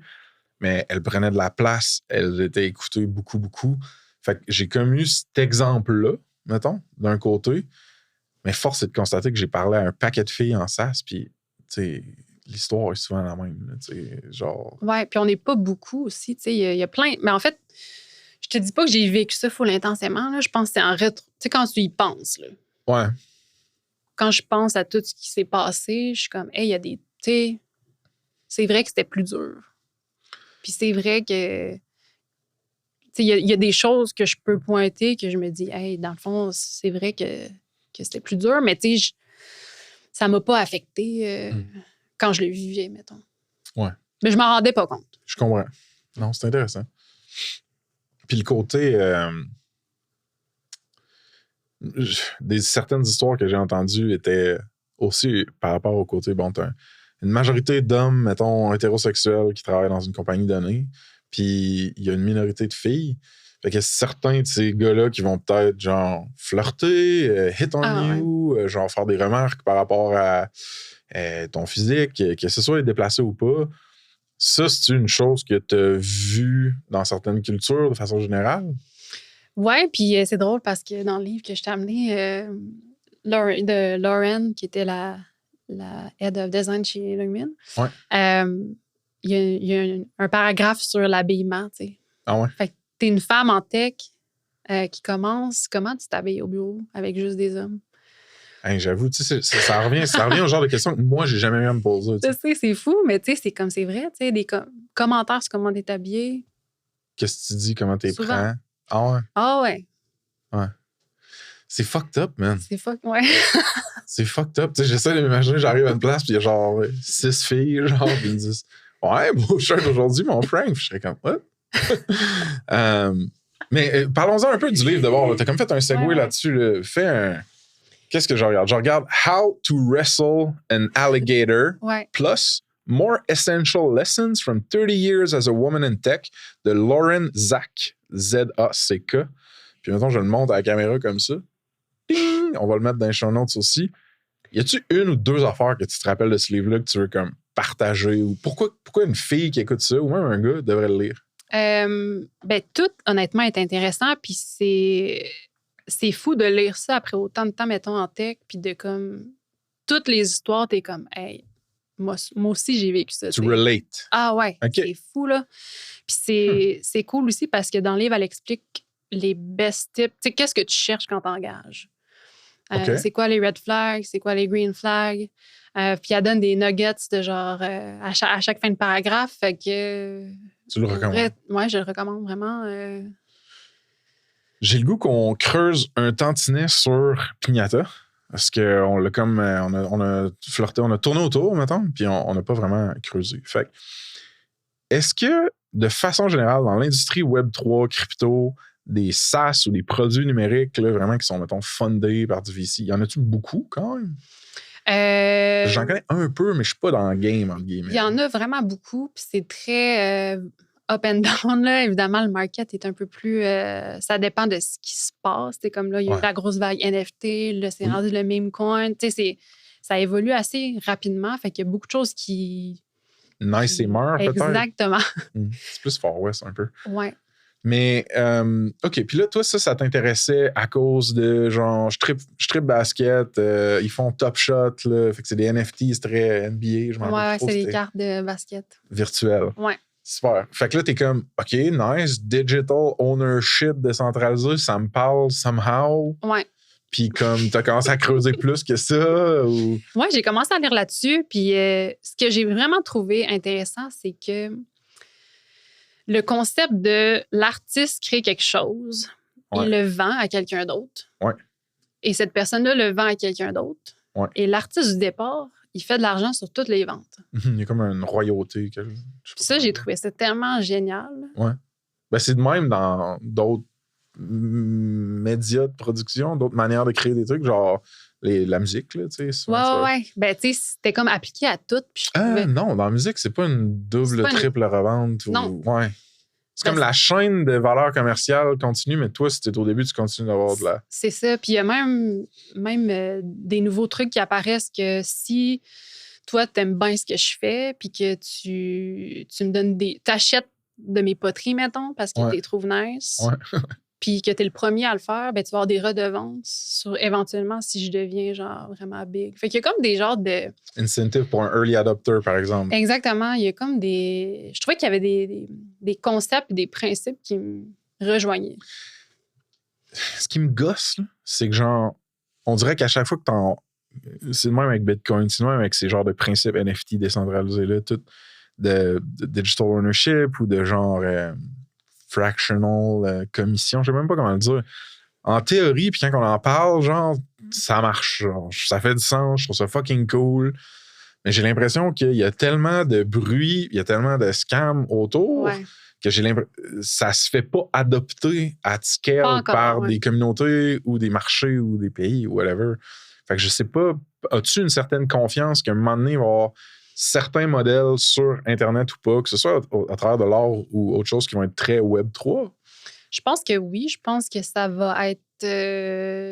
ça sera pas at the first front. Là, on va tu le sauras même pas que c'est du Web3. Moi, je pense que c'est ça qui va... Je comprends. On est trop early encore. Là. C'est trop... il y a plein de monde qui savent pas c'est quoi un wallet. Puis, on n'est pas là encore, mais... Je pense que ça va s'en venir. Fait que vous, sur la homepage, dans le H1, là, dans le headline, c'est écrit IPFS. Ouais. Right? Fait que IPFS, évidemment que moi, j'ai googlé around. Il était très tard dans ma chambre d'hôtel à Montréal, avec un œil ouvert, puis j'étais comme, all right, je comprends à moitié pas. Fait que je vais juste demander à Marge, what the fuck is IPFS? IPFS, c'est Interplanetary File System. Interplanetary? Ouais. All right. file system. Fait que je vais pas te faire un cours sur IPFS aujourd'hui, là. Mais bref, c'est du peer-to-peer distribution de files. Fait que, un peu comme je t'expliquais au départ, c'est un peu comme Google Drive. Fait que ça te permet... Mais pas avec un serveur centralisé. Non, c'est ça, exact. Fait que, tu sais, ça a super... C'est pour ça que je te dis que c'est up and down dans notre industrie, parce que nous, on était super reliés aux NFT. Ouais. Puis là, ben... C'est des files, des NFT sur la blockchain. Exactement. OK. Puis là, c'est qui utilise ça, mettons, Pignata aujourd'hui? Ça fait... Donne-moi un exemple. Principalement les devs. Fait que, les mettons, devs en OpenSea. Web3. OpenSea, tu connais ça? Oui, OpenSea, pour ceux qui ne connaissent pas, c'est un marketplace pour vendre et acheter des NFT. Exact. Fait que ça, c'est un bon exemple d'un de nos clients. Là. OK. Fait que pour manager tout ça, l'infra en arrière, whatever, le file... Toutes les NFT sont storés. Ah ouais, c'est cool. Hein, OK. Ça, c'est un excellent exemple. Parce que c'est un excellent exemple parce que je comprends. Parfait. Puis, as-tu eu ou est-ce qu'il y a beaucoup de compétiteurs directs, mettons, Pignata, à un service non? Oui, il y a beaucoup de IPFS Storage Company qui... Il y en a beaucoup qui sont basés sur un freemium model qui sont en train de tranquillement pas de mourir. OK. Mais ouais, il y en a, je sais pas, peut-être 5-6, là. OK. Puis vous autres, votre pricing, c'est pas sur un freemium model, genre? Non, c'est ça. Ben, il y en a un freemium, mais évidemment... Il est plus petit, mettons. Oui, c'est ça. Pour upseller sur... Puis vous pricez... Tu dis au courant un peu de tous les détails? Peut-être qu'on veut même pas en parler anyway. Là. Si les deux, on est pour s'envoyer des regards. Je peux te parler qu'est-ce que moi, je trouve vraiment nice de Pignata. Oui, absolument. Puis pourquoi je travaille là. Oui, il y a la tech, oui, il y a le Web3, puis tout. La première chose que je trouve incroyable, c'est qu'on n'a pas de meeting. OK. Fait qu'on a un stand-up le lundi. Oui. Async ou sync? Sync. OK. Fait que sur vidéo ou juste audio? Vidéo. OK. Fait que tout le monde Google Meet, on dit sur quoi on travaille. On a travaillé la semaine passée. On se dit j'étais allé sur un podcast. Exact. C'était pas pire. Puis ton calendrier est free. Okay. Tu travailles toute la semaine. Tu designs toute la semaine. Ouais. Puis c'est des choses aussi, si on connaît ton parcours maintenant que tu l'as raconté, c'est des choses qui devaient te manquer aussi, d'avoir autant de... Oui, puis c'est impressionnant le nombre de meetings que tu trouves à avoir par semaine. Là. Au final, tu as 2 heures pour designer. Fait que les comms, c'est juste async ou en chat. Ouais, genre... Notion, Slack. That's it. OK. C'est distribué ou c'est concentré, les gens? Non, on est tous distribués. Fait que t'as du monde, mettons, le plus loin d'ici, ils sont où?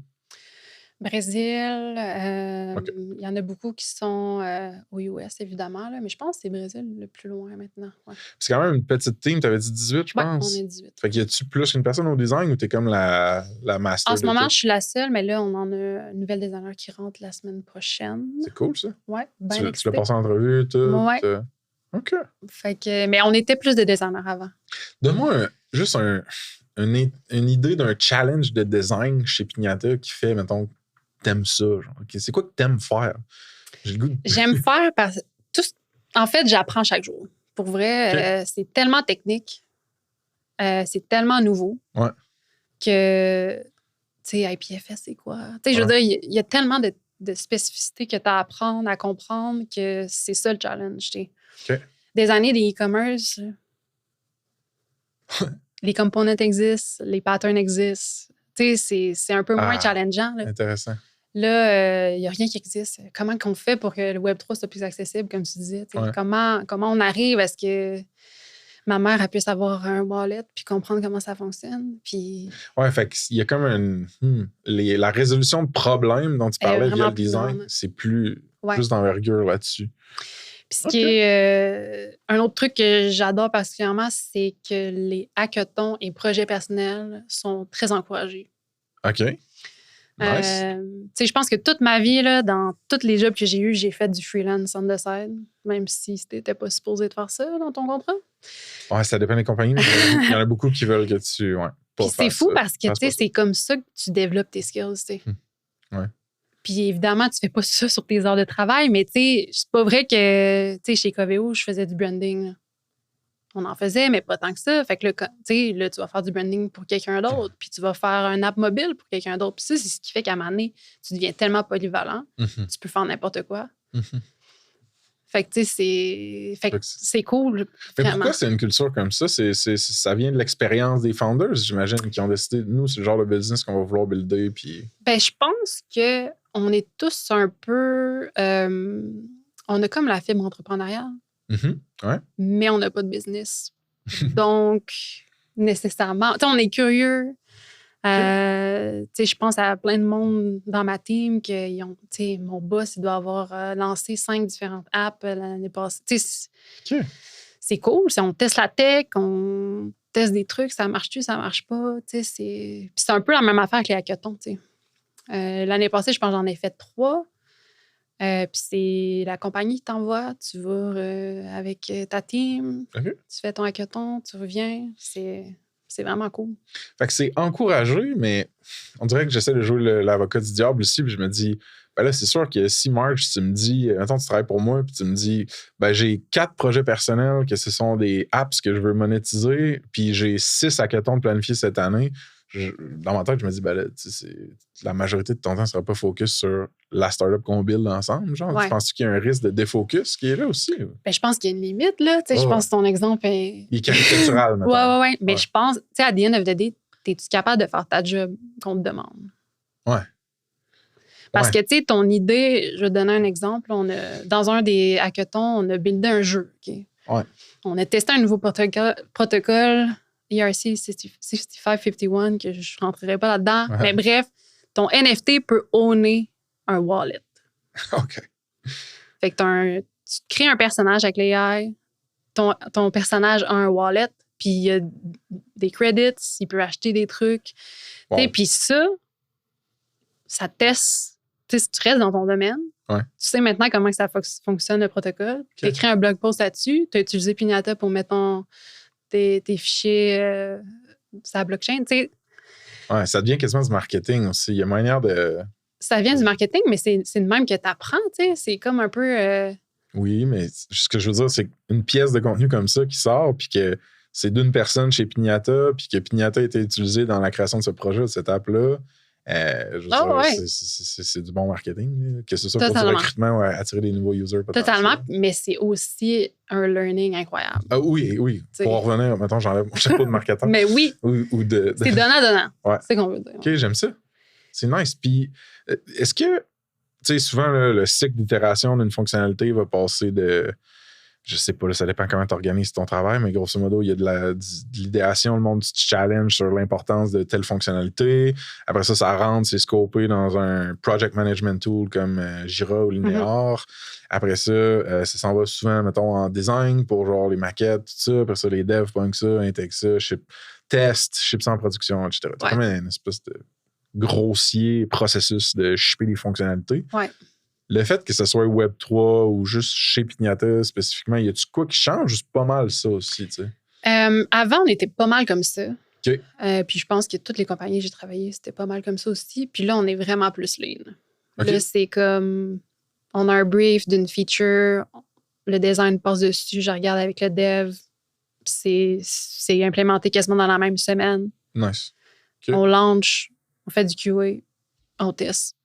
Puis c'est super rapide. Genre, t'aimes-tu ça? J'adore ça. Ouais. T'as-tu l'impression des fois que ça te donne pas assez de temps pour faire l'espèce de UX research que t'aurais aimé faire pour bien comprendre tout le contexte d'utilisation? Tu sais, quand on a besoin de le faire, on le fait. OK.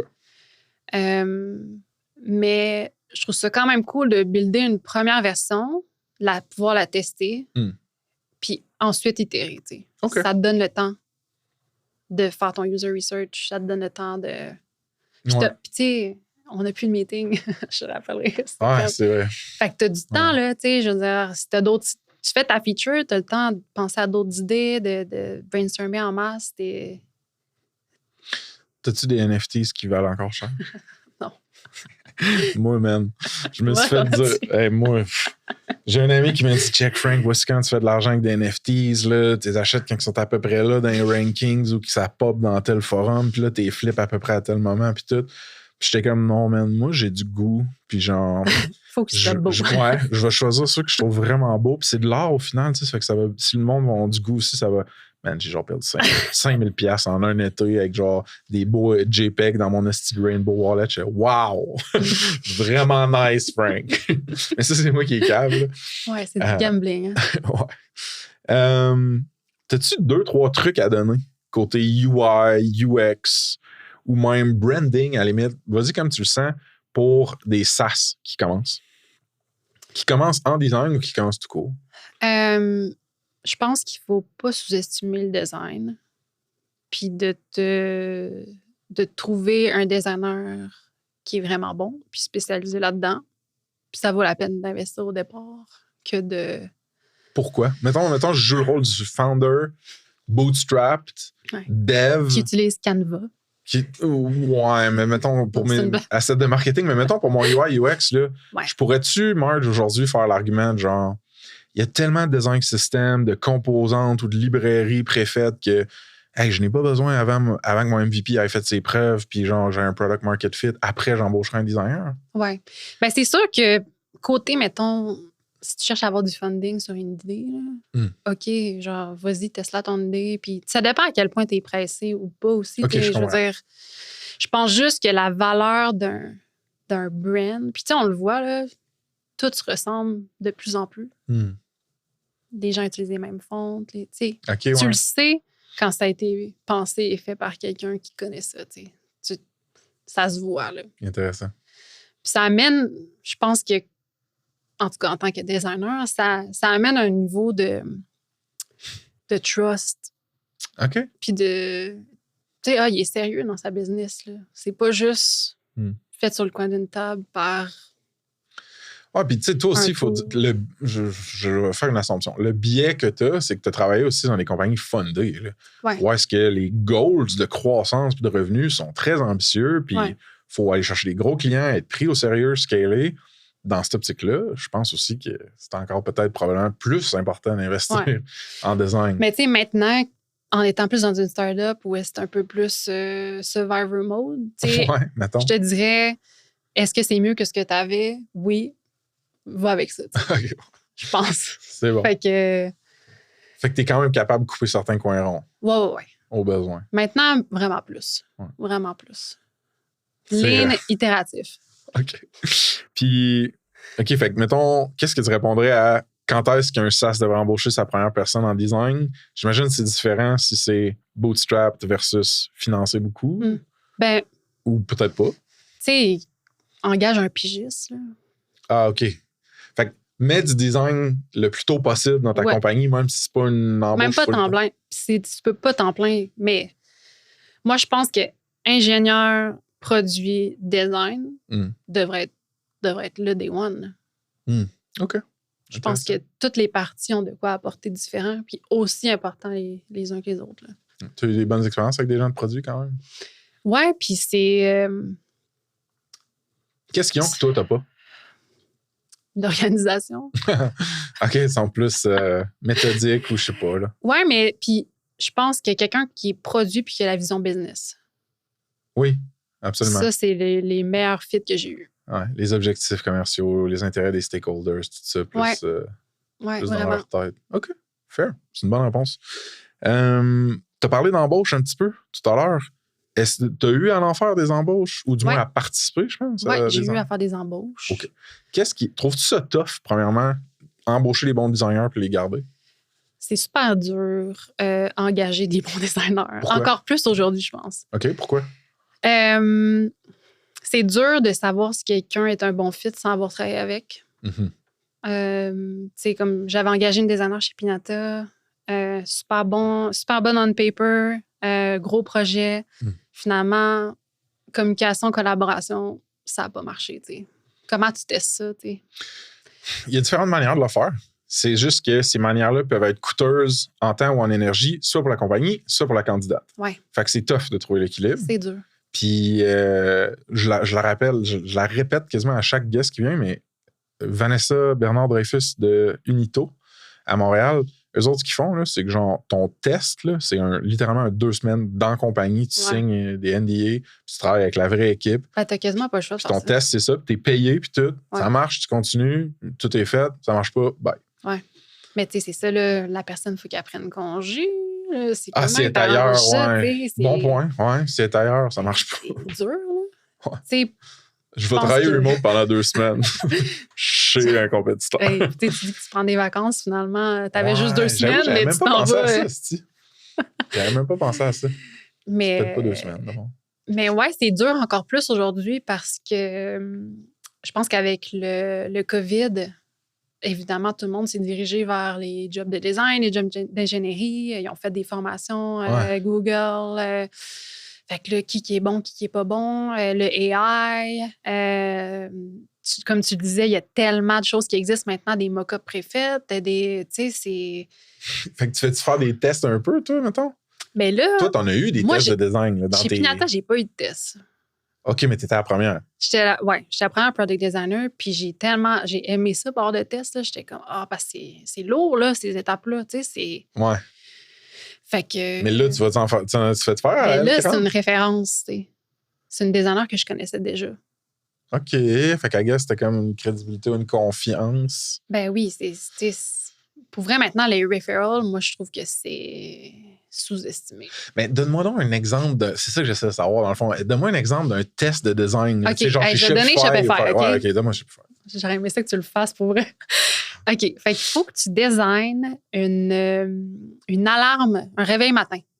Ah, si, je pense que Luke me l'a déjà dit. Mais pas sur le podcast, je pense. En tout cas, vas-y, continue. Il faut que tu designes j'espère qu'ils font plus ça. Tout le monde va aller postuler après. Faut que tu designes une alarme, un réveil matin. Puis là, t'es comme OK. Physique, dans le monde réel. Physique, là, pas numérique. Physique. Okay. À 2 boutons. OK. Et puis, il faut que tu puisses... Puis là, après ça, il te donne des trucs qu'il faut que tu puisses faire avec. Des fonctionnalités, mettons. Ouais. OK. Genre, snoozer, mettre l'alarme, arrêter l'alarme. Ajuster l'heure ou pas? Ajuster l'heure. Ah ouais, c'est hot, pareil. Fait que là, tu fais quoi, toi? Tu sketches ça sur un papier? Ben oui, t'es dans Figma, t'es dans FigJam. C'est-tu en temps réel? C'est en temps réel, là. Les autres, ils checkent? Toi, t'es pas au courant de la prompt avant, là. Mais les autres, ils checkent-tu? Ben oui, t'es en Google Meet avec FigJam. Quel enfer. T'as-tu encore genre un export ou un PDF ou whatever? Je sais pas si j'ai ça. Je pense plus que j'ai accès à ça. OK. Mais tu l'as bien eu quand même? Oui, ça s'est super bien passé. Mais tu t'attends juste pas à ça. Là. Mais ce qui est cool, c'est que ça, pour en revenir à ce que tu disais au départ, c'est que Chris, le design, c'est pas juste designer des interfaces, c'est régler des problèmes en designant, mettons. Ah oui, n'importe quel problème. Fait que ça teste vraiment ça, ta résolution de problème, parce que c'est pas OK, ben genre, quelle composante tu mettrais pour finir ce screen-là ou genre whatever. C'est non, comment tu réfléchis. Résoudre un problème. Ouais. Fait que, OK. J'essaie de voir comment je le ferais, mais j'ai rien de drôle à dire. C'est fucked up. Ben, c'est pas pire snoozer, arrêter l'alarme, mais là, changer l'heure, mettre l'heure. Man, ça veut dire qu'il y a genre un folder à quelque part dans leur espèce de système interne où tu as genre des milliers d'alarmes, genre, peut-être. C'est vraiment malade. Ouais. OK, parfait. Puis, y a-tu juste vite le pratico-pratique pour que ce soit des gens en design qui embauchent ou des founders, mettons, qui embauchent? Y a-tu des red flags ou des green flags pour l'embauche de designers UI/UX? Je pense que je sous-estimerais pas les soft skills. Ouais. Fait que communication, collaboration, communication. Ouais, tout ça, là, genre, être capable de vulgariser une idée. Plus que les skills en général, je pense. OK. La débrouillardise, la polyvalence, être quelqu'un qui est capable de résoudre des problèmes. Tu sais, c'est comme, je sais pas, peu importe ce que tu veux faire, personne n'a les skills. Bon, ben, je vais aller l'apprendre, puis je reviens dans 2 minutes. Tu sais, quelqu'un qui est allumé, là. Surtout dans les startups, là, j'ai goût à dire. 100%. Parce que c'est ça, en fait, un peu de tout. Mais moi, c'est ça que je regarde. Ne pas sous-estimer ça. Ouais. Je te file. Moi, une des affaires qui est pas un pet peeve, mais une chose que j'ai trouvée fréquemment difficile dans mes embauches à travers les 10 plus dernières années, c'est du monde bon ou avec un fort potentiel, mais qui ne communiquent pas ce qu'ils font. Ouais. C'est-à-dire qui n'ont pas le... Parce que, tu sais, on est tous quasiment genre, on micromanage pas, on fait confiance, tu fais tes trucs, on fait des check-ins une fois par semaine. Fait que t'es pas tout le temps par-dessus l'épaule de quelqu'un à dire, genre, fait, qu'est-ce que t'as fait là, qu'est-ce que t'as fait aujourd'hui, hier, demain, whatever. Tu veux pas ça, là. Non, tu veux pas ça. Sauf que comme manager, c'est comme si tu veux que la personne non. Pareil, explique ce qu'elle a fait, genre, ou genre, donne des pings de genre, j'ai travaillé là-dessus aujourd'hui ou whatever. Qu'est-ce que t'en penses? Ouais, puis moi, j'arrivais des fois à des cycles d'itération, puis j'étais comme, ben là, clairement, genre, tel to-do, ça n'a pas dû être fait, genre, puis tout. Puis la personne était comme, ah oui, je l'ai fait. Mais je l'ai juste comme pas marqué, ou j'ai pas mis de contexte, ou j'ai pas demandé de feedback, puis tout. Ou, ah ouais, mais j'ai travaillé comme en malade sur cette autre chose-là qu'on avait parlé, qui a beaucoup de valeur, puis qui était plus compliqué que prévu. Puis c'est comme, j'ai comme l'impression que dans un monde chaotique où il y a beaucoup de bruit à l'intérieur, mettons, d'une startup ou d'une compagnie, c'est quand même important de se vendre soi-même, de montrer qu'on est genre in it, expliquer ce qu'on fait, surtout un monde remote. Ben oui. Que genre, je passe pas genre à côté de ton bureau, je fais comme wow, sick, genre le design que t'as fait ou whatever. Fait que tu sais, ouais, je sais pas comment le dire. La vente interne, genre se vendre à l'interne, communiquer ce qu'on fait, pour moi, c'est important. Je pense que les gens sont très loner et centrés sur eux-mêmes. Moi, c'est ce que je me suis rendu compte, là, c'est pas l'équipe, tu sais. On pense pas comme, tu sais, mettons, parce que mon travail a un impact clairement sur ton travail. Ouais. Puis il y a un impact, tu sais, je veux dire, c'est une chaîne, là, au final. Si c'était une équipe de sport, tu regarderais la personne, s'il ferait un call, tu passerais une balle. C'est pour ça que, tu sais, mon référent au basket, tu sais, c'est comme tout le monde est important, on gagne en équipe, là. Il n'y a pas de my team, tu sais. C'est oui, là, c'est nous. Tu sais, on fail ensemble, puis on succède ensemble. J'ai une question un peu funky. On s'en va vers notre closing. Tu sais, j'ai l'impression d'avoir travaillé avec deux types de designers, là, puis c'est un peu une caricature ou genre une grossière généralisation, mais genre l'artiste qui est comme j'ai checké 2-3 affaires sur Dribbble, j'ai écouté une vidéo de musique en fin de semaine, puis je t'ai inspiré, je vais faire genre notre homepage genre de même, genre. Puis t'es comme, des fois ça marche, puis t'es comme fuck, c'est malade, genre, ou des fois t'es comme tout me niaise, ça pourrait pas être plus far away pour ce que j'ai besoin. Puis sinon, t'as l'espèce de scientifique. Right? Qui, c'est comme, ben, regarde les mesures ou le cercle, c'est quoi la petite affaire, là? Tu sais ce que je veux dire, là? Oui, ça ressemble à un escargot, là, les proportions, là. Fuck, le monde va dire, on est le ratio Golden Ratio. The Golden Ratio. Bon, ils sont comme marqués en fonction de ça. Puis genre, voici, j'ai fait de l'étude de 6 autres compétiteurs, puis le headline est positionné toujours à peu près à tant de pixels. Tu sais, t'en as des de même. Tu penses-tu qu'il existe une dualité entre l'art et la science dans le design de UI UX, mettons? Ben, c'est sûr que oui. Oh, okay. Puis, il faut-tu pencher plus d'un bord que de l'autre? Je pense pas qu'il faut pencher plus d'un bord que de l'autre. C'est une question qui est vraiment dure parce que ça dépend du designer, tu sais. C'est drôle, je vais reparler de Luke encore, mais tu sais, Luke qui est on est comme à l'opposé, moi puis Luke. Luke est plus scientifique? Ouais, ben tu sais, lui, c'est... Très architecte, Luke, en fait. Ouais, exactement, tu sais. Puis je pense que moi, je suis plus genre, j'ai vu un film, puis voici. Tu sais, je pense qu'il faut avoir un peu des deux, honnêtement. Pour être une bonne designer UI UX? Ben, tu sais, puis ça dépend encore là, parce que c'est drôle, je lisais un truc cette semaine, un gars qui disait, quand tu travailles en grosse business, je pense que tu peux te permettre d'être plus architecte, parce que tes components sont faits, le style est fait. Quand tu es le seul designer, ben c'est cool parce qu'à un moment donné, tu peux comme trouver un peu ta vibe.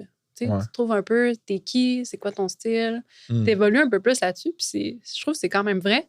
Mais je pense un peu des deux, honnêtement. Mais ce que tu viens de dire là, le méta-conseil, c'est apprends à te connaître comme designer, puis peut-être applique dans des startups ou scale-up qui sont plus dans les phases qui fit avec toi aussi.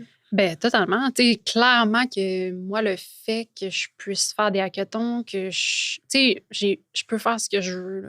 Honnêtement, je pourrais mettre du vert, même s'il n'y en a pas dans le branding, puis le justifier. Puis, tu sais, dans le sens que si tu te places à un endroit où est-ce qui fit avec toi, ben c'est parfait. Il y en a qui vont être plus, une startup qui est plus fintech, que tu fais juste des forms, puis des dashboards, puis, tu sais, si t'aimes ça, faire ça, fine, mais tu sais, si t'es un artiste puis que tu vas là-bas, je suis pas sûre que tu vas être super content. Absolument. Fait que... Ouais, mais c'est un bon critère pour lequel évaluer les jobs potentiels pour le monde en design. Fait que j'aime ça qu'on en ait parlé. J'ai déjà vu des sites marketing puis des branding qui étaient très peu représentatifs de l'expérience visuelle que tu allais avoir dans l'application même, dans le produit. C'est-tu quelque chose pour lequel tu optimises tout le temps? Toi, mettons, la cohérence entre les assets plus marketing puis le actual UX de ton SaaS, mettons? Ben, c'est sûr qu'on va toujours parler, tu sais, consistency is better, là. Okay. Je veux dire, quand un user entre sur ton site, il se connecte puis que son expérience ne fit plus pantoute avec ton brand, c'est sûr que ça enlève un petit peu de trust. Puis ça montre peut-être aussi des fois que, OK, eux autres, ils mettent plus ils mettent tout leur argent. Ouais, c'est ça. Le marketing est plus important que le produit pour eux. Ils carent plus à propos de mon acquisition que de ma rétention, probablement. Exact. Ça peut être touché. On avait un compétiteur, je me rappelle, chez Snip, là, c'était, je dirais pas le nom, on s'en calisse, mais genre, grosso modo, là, il y avait rebrandé, nouveau nom de domaine, nouveau site web, genre fait des rédirections pour le SEO, tout ça. Une nouvelle brand vraiment forte, puis tout. J'étais comme, oh shit, fuck, man. Ça veut dire que c'est genre major rehaul, toutes les quirks puis les choses de merde qu'il y avait dans leur expérience doivent avoir été fixées. Sign up avec un faux account, whatever. Même app avec le vieux branding. Même app qu'avant, vieux branding. Tu checkais le website, puis là, puis je me disais, man, ça, c'est genre la pire manière de faire ça, je pense. J'en revenais pas. C'est spécial. Anyway.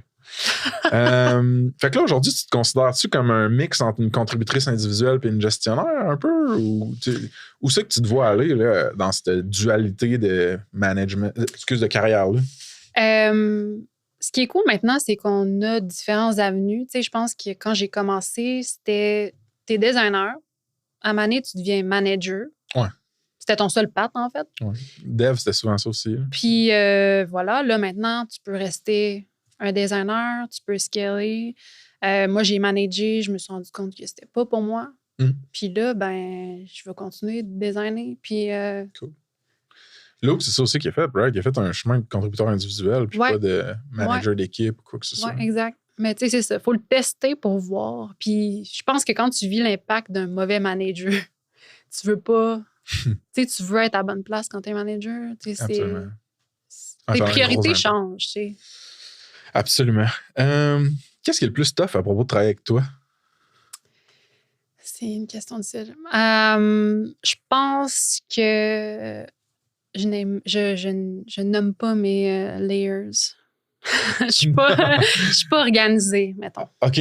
Un petit peu trop de chaos. C'est pas pour rien que je suis créative. Là. Je suis dans ma tête pas mal. Puis je pense que d'être plusieurs designers, souvent travailler dans le même fichier. Je pense qu'il y a des gens qui sont... C'est ça le challenge. C'est ça le challenge. Tu sais, Ça, c'est le côté hard skills. Mais ton soft? Je pense que je suis quand même exigeante. OK. Envers toi aussi? Envers moi aussi. Puis je pense que j'aime ça travailler avec des gens qui savent ce qu'ils font. OK. Fait que je pense que c'est ça. C'est exactement pour ça que j'ai pas été dans la route manager. Tu sais, je pense que c'est fun de travailler avec des juniors, mais à the end of the day, je veux pas faire ma job puis sa job. Tu sais. Okay. Puis c'est cool d'être capable de pouvoir gérer ton temps. Tu sais, tu te dis, je te livre ça dans 2 heures, puis finalement... Fait que je pense que je suis quand même exigeante.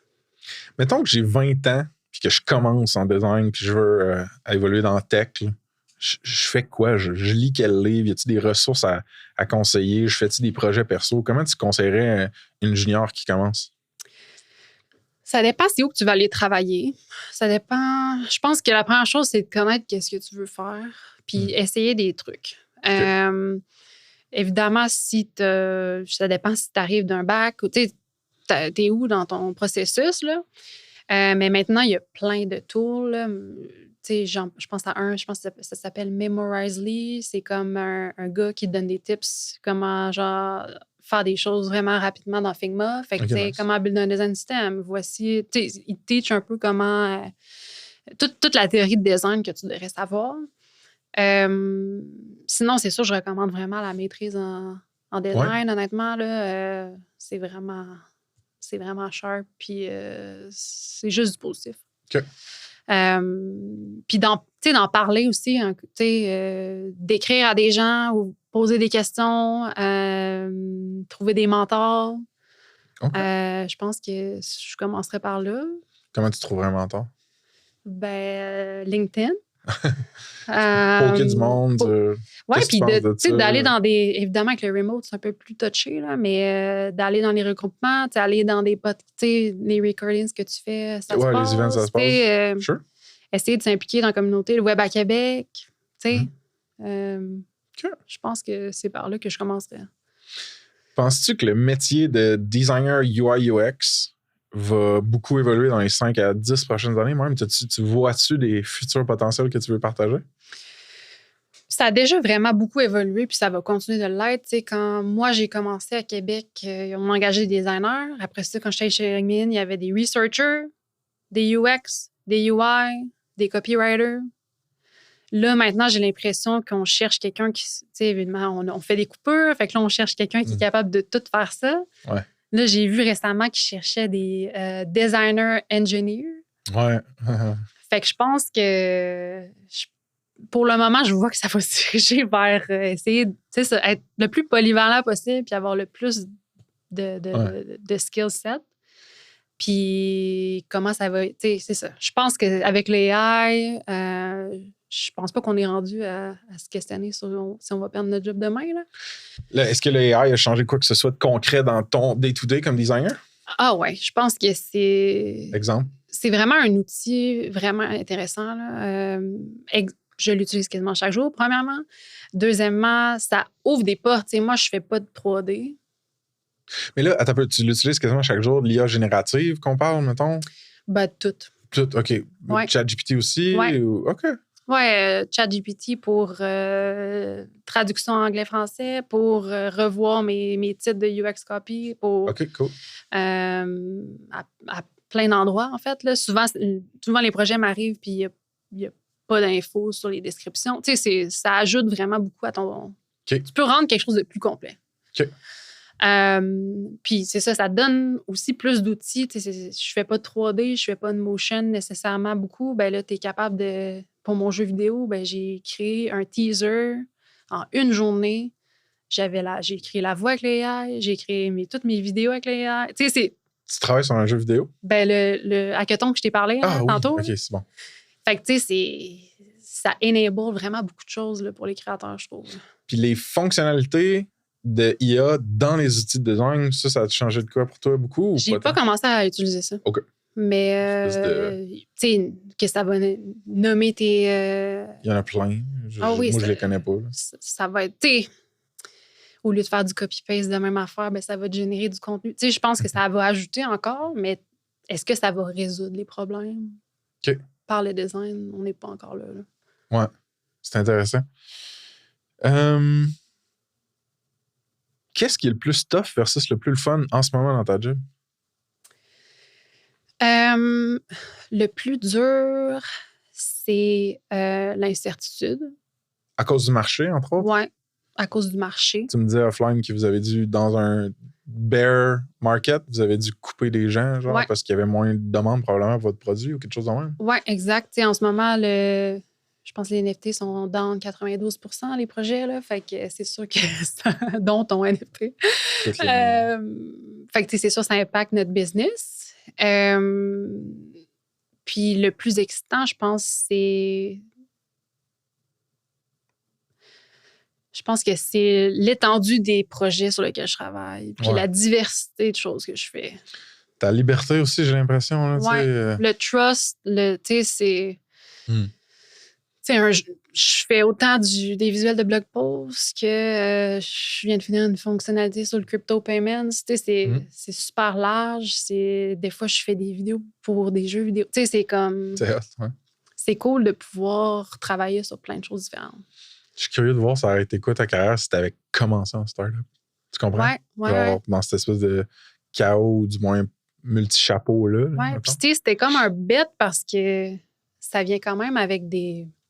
Tu sais, quand j'ai quitté Shopify, j'avais 2 offres, soit une grosse business, soit une startup. OK.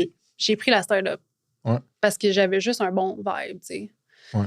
Mais en même temps, tout ce que tu avais choisi avant, t'avais pas eu le fit que tu voulais. Fait que peut-être que d'essayer de quoi de différent, c'était smart à ce moment-là. Oui, c'était smart, mais ça vient, tu sais, c'est très insécurité. Ben oui, c'est peut-être moins de conditions aussi, je veux dire, je sais pas. Là. Ben, pas dans cette optique-là, ce qui était bien, là.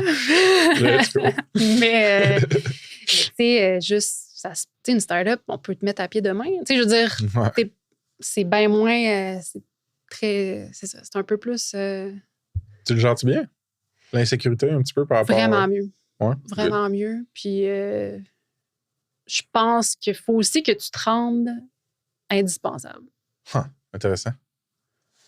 sais, parce que, évidemment, comme tu dis, le AI, tout ça, je veux dire, à un moment donné, tu sais, il faut que tu fasses plus.